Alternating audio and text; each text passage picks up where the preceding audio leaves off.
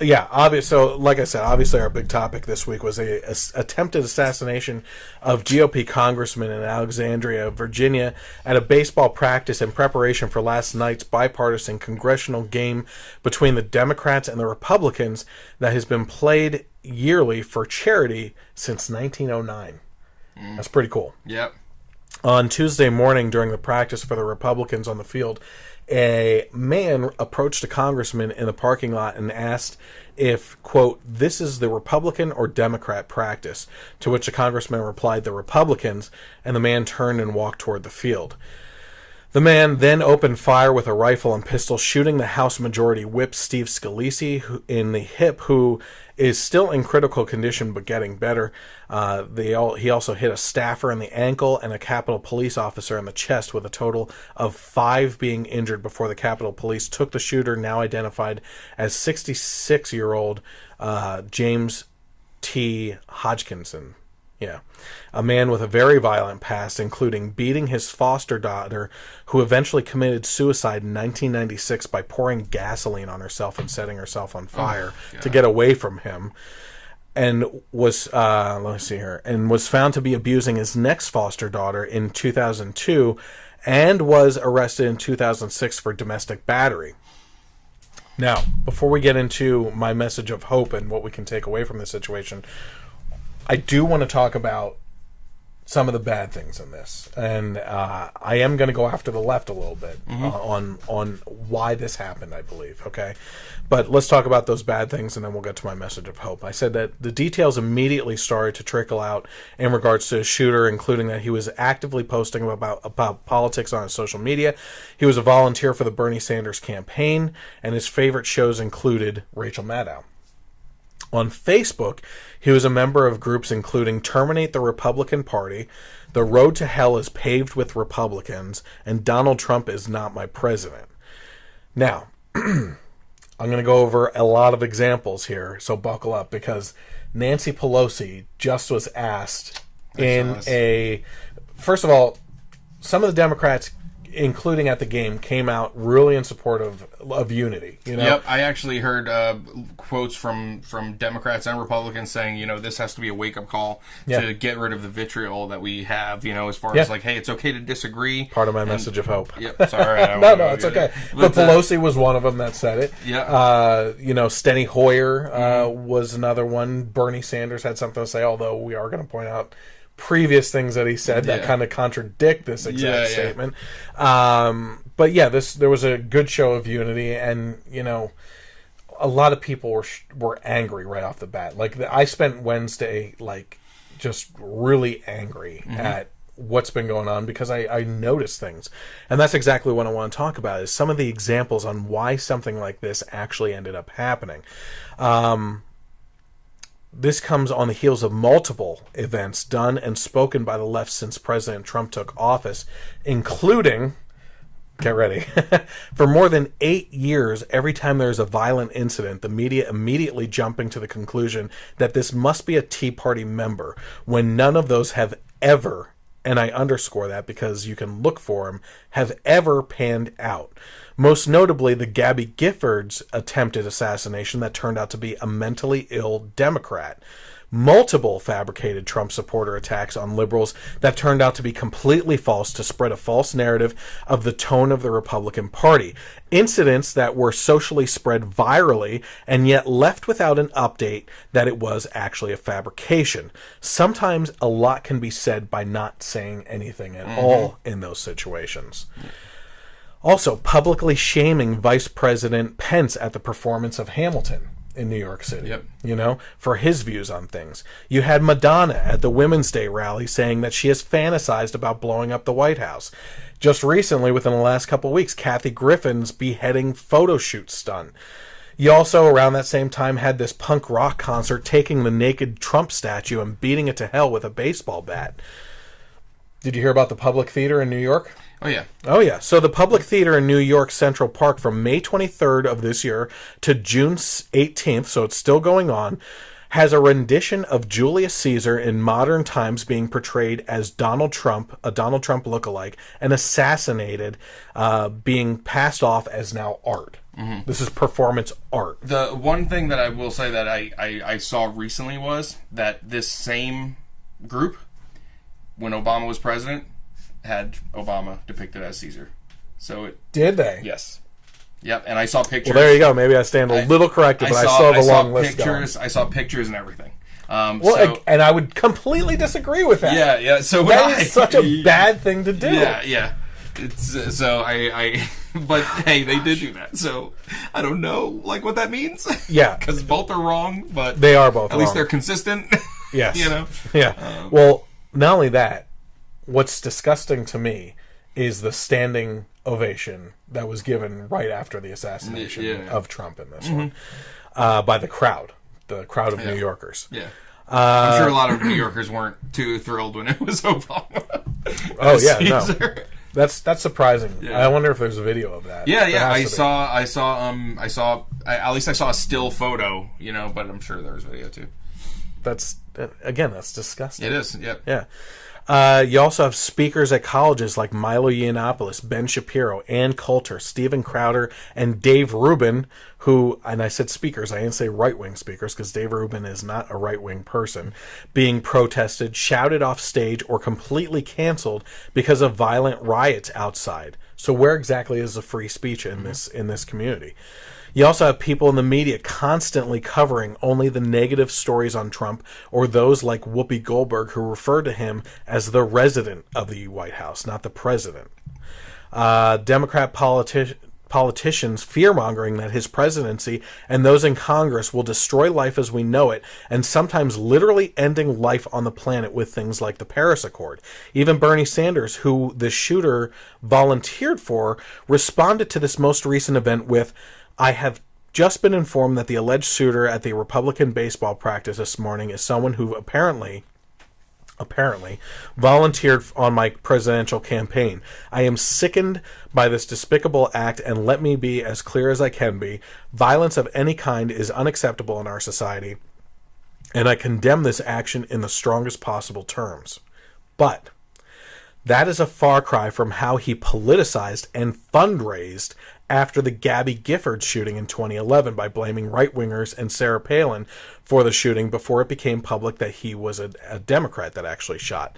This is what he said back then. "This horrendous act of violence is not some kind of strange aberration for this area where, it appears, threats and acts of violence are part of the political climate. Nobody can honestly express surprise that such a tragedy finally occurred.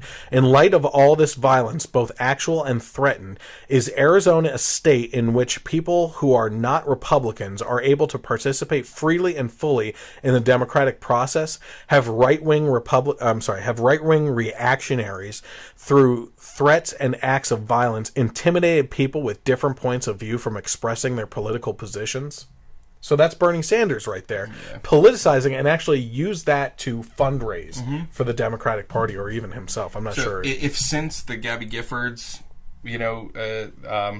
attack happened, his heart has changed and he has evolved his position into what it currently is, what he said with what happened on Wednesday, great.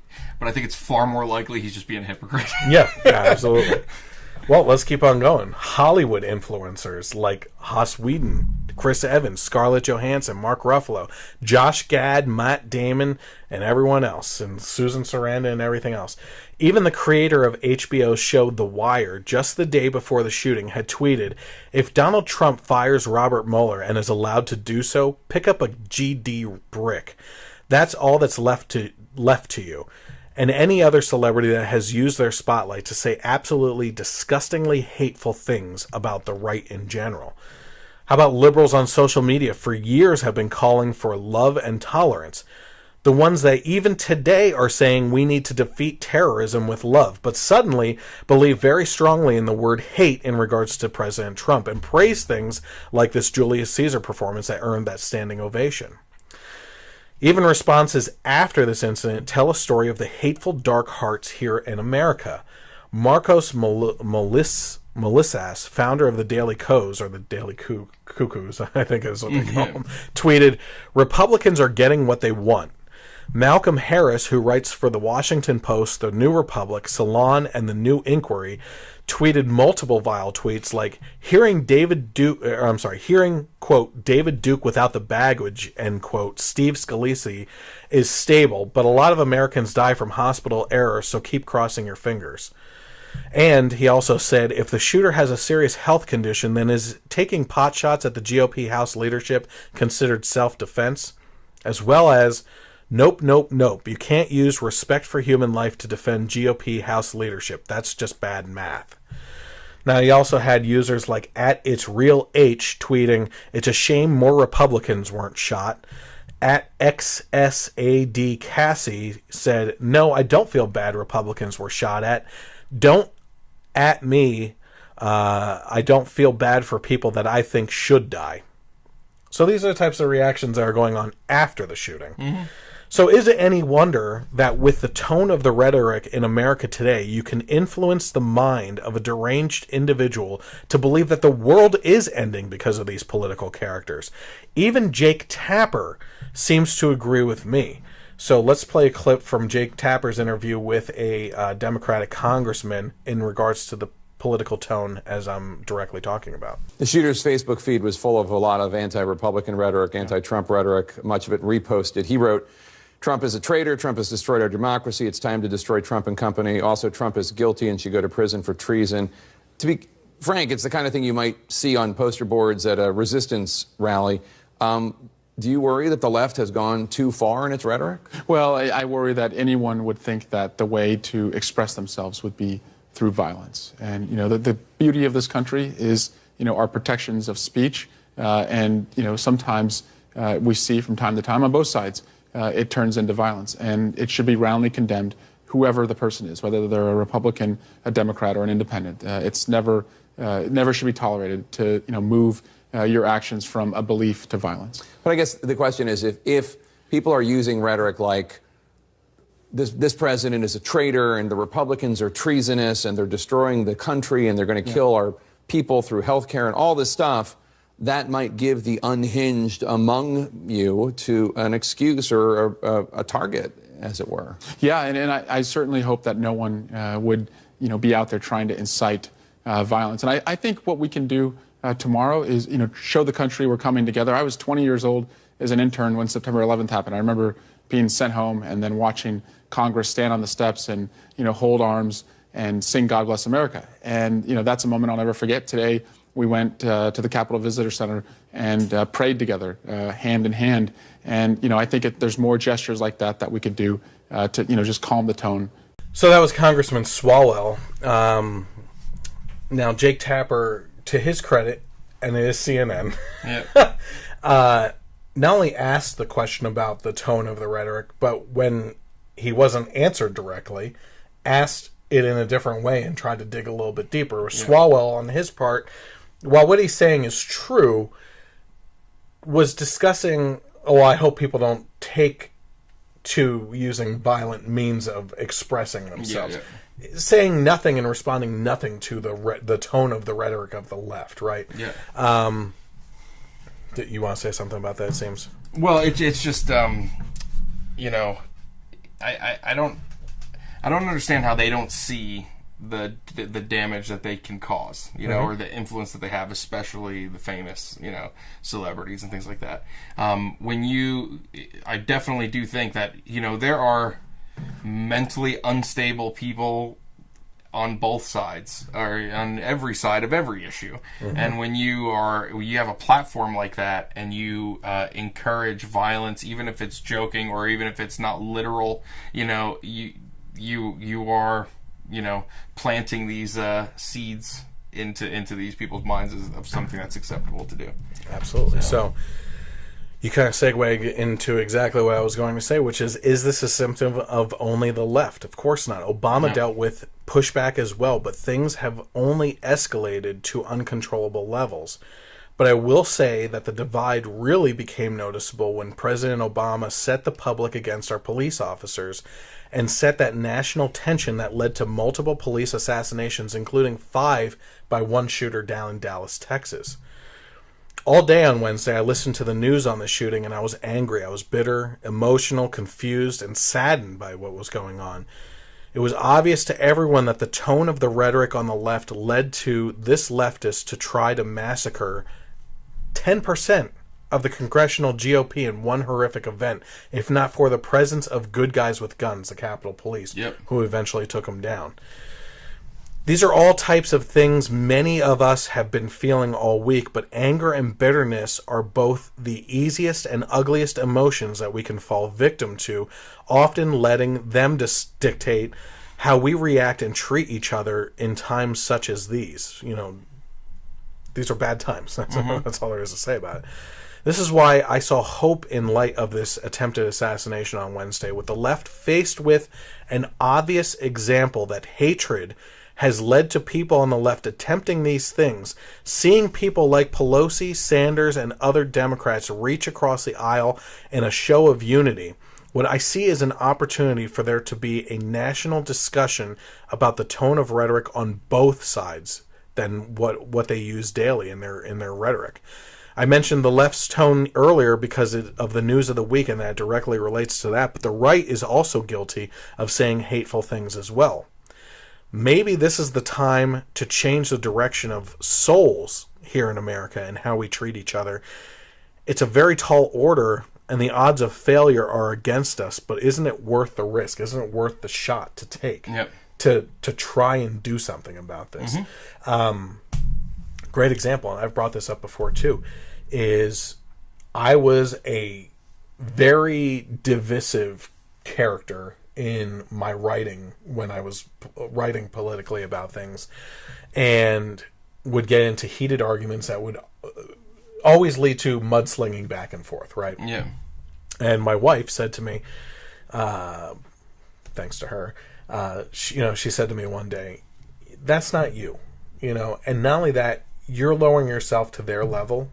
It was Michelle Obama who recently said, when they go low, we go high. Yeah. And they certainly haven't been doing that. No, not at all. But the fact is, she said, you're lowering yourself to their level, and when you sling mud, you're both getting covered in it.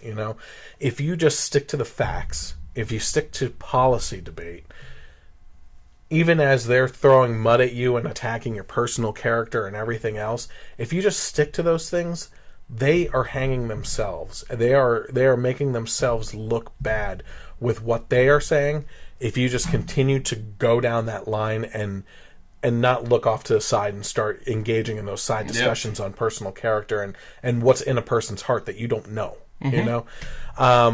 and that's the conversation that we need to start having here in America with both sides right now. Yeah, she's absolutely right. I mean, I got into the same thing earlier this week when I was telling you about that the story about Bernie Sanders questioning and everything, and this one guy that I was arguing with was kept bringing up oh, well, do you think it's right that everyone should go, that everyone who doesn't believe one thing is going to hell and blah blah blah, and I just kept saying, listen, all of that is irrelevant.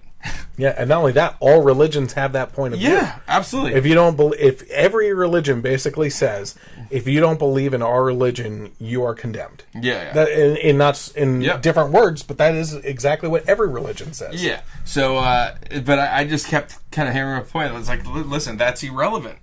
The only thing that's relevant is that him asking those questions is unconstitutional. It shouldn't have been asked. That's it. And there was no way he could argue. No. They hit a dead end with you. So, by the way, I don't know if you heard this, but the Democrats kind of creamed the Republicans in the baseball game. How the heck is that possible? Even a blind squirrel stumbles across a nut every once in a while.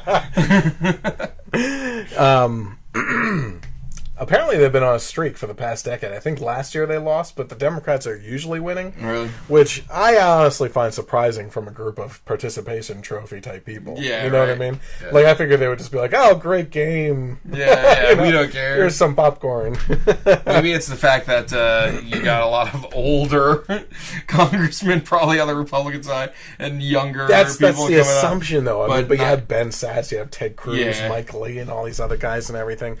I just don't see it, and that narrative isn't true anymore. You certainly have these curmudgeons like McCain and Lindsey Graham that you can't get rid of with a spatula, for crying out loud. Yeah. But It's swinging back around. It is. Well, you have to replace them at some point. Yeah. Actually, a couple of years ago, Nancy Pelosi was asked in a press conference, do you believe that maybe it's about time that you step down and let a younger person bring some fresher ideas to the table? I'm going to include that in my YouTube clip because she was so offended that she said, "Are you calling me old? Are you saying that I can't have fresh ideas?" And like, Oh my God. I have a fresh face every week. Yeah, right. But it was pretty fun. Colleagues privately say that your decision to stay on prohibits the party from having a younger leadership and will be hurt to the party in the long term. What's your Discrimination. Next. Leader Pelosi. Leader.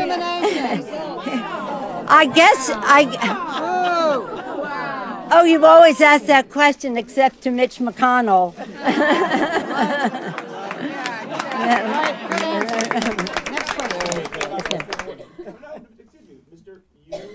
Hoyer, Mr. Clyburn, you're all over 70. Is your decision to stay on prohibit younger leadership from moving forward? So you're suggesting that everybody step aside? No, I'm simply saying that to delay younger leadership. I think that what you will see, and let's for a moment honor it as a legitimate question, although it's quite offensive, but you don't realize that, I guess. The fact is that everything that I have done in my almost decade now of leadership is to elect younger and newer people to the Congress. Actually, as a matter of fact, I was talking about like the funny nature of the baseball game and everything. I kind of noticed something else. This is completely off topic, and we're done with that topic. Yeah. Well, actually, do you have anything else to say about this? No, we covered it pretty well. I mean, it's just hearts go out to everybody that was affected. A speedy recovery for everyone that was injured, especially Scalise, and hopefully both sides can kind of use this as a turning point to kind of change the narrative. I hope so. Yeah. But what I fear is like 9/11. It's a temporary Band-Aid, and then everything just goes right back down. It gets worse almost, Yep. doesn't it? And I felt so energized after 9/11 with the unity in the country. Oh yeah, the patriotism. It was amazing. And you go up to, I just, for the first time, was up there this year at the memorial for the first time. Yep. And, wow. I haven't gone through the museum yet. I really want to go through the museum. It's something else. Yeah, and it's just amazing to see the way that apparently at that point in time, even the subway was horrendous to ride on, right? Mm-hmm. Now, when we were up there, I was on the subway, and it wasn't too bad. Yep. But there were stories, and we don't have like things like it's so funny because it seems like it was a long time ago, but it really wasn't for us. Yeah. We were freshmen in college. Well, I was a freshman in college. He's old. Yeah, I was a junior.